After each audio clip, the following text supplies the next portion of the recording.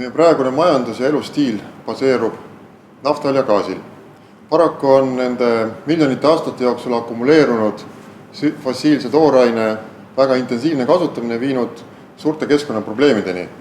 Ja on küllalt selge, et niimoodi jätkates tulevastel põlvkondadel ei ole enam head elu planeedil. Ja midagi tuleb muuta. Tuleks luua täiesti uus taastuval süsinikul baseeruv majandus.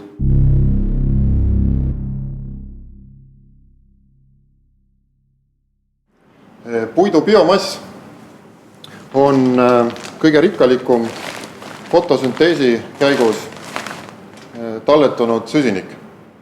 Ja see võiks olla tulevikus kiiresti taastuv süsinikuallikas. Puidu peamine komponent on tselluloos. See on väga raskesti lagundatav polümeer. Ja probleem on olnud selles, et inimesed ei ole osanud seda lagundada vastuvõetavatel tingimustel ja vastuvõetava hinnaga. Siin on näha haaba, leppa. Ja meie idee ongi selles, et konverteerida või muundada eelkõige tselluloosi ja hemitselluloosi komponendid, ehk siis peamine osa puidust, millekski, mida võiks kasutada keemiatööstus lähteainena praegu kasutatavate fossiilsete lähteainete asemel.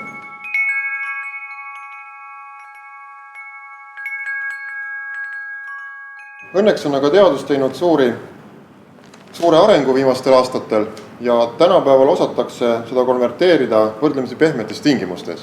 Näiteks meie oleme konverteerinud tselluloosilise komponendi ühe etapiga 80 kraadi juures katalüsaatori juuresolekul selliseks vedelikuks etoksümetüülfurfuraal, mis on kasutatav lähteainena väga paljudeks rakendusteks. Eraldi on ta veel kasutatav näiteks diiselkütusena.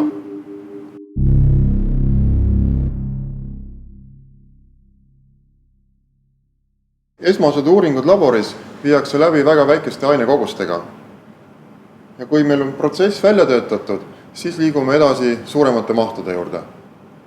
Siin on näha ühte suurt 100-liitrilist reaktorit. See oleks siis selline vaheetapp väikesest laboriskaalast suurde tööstusskaalasse. Ja praegu meil on uurimise all ühendid, mida saaks kasutada polümeeritööstuses ja materjalitööstuses. Näiteks võiks rakendusteks olla kõrge temperatuuritaluvusega plast, samuti sellised kiled, mida kasutatakse väga palju pakendite sisekülgedel.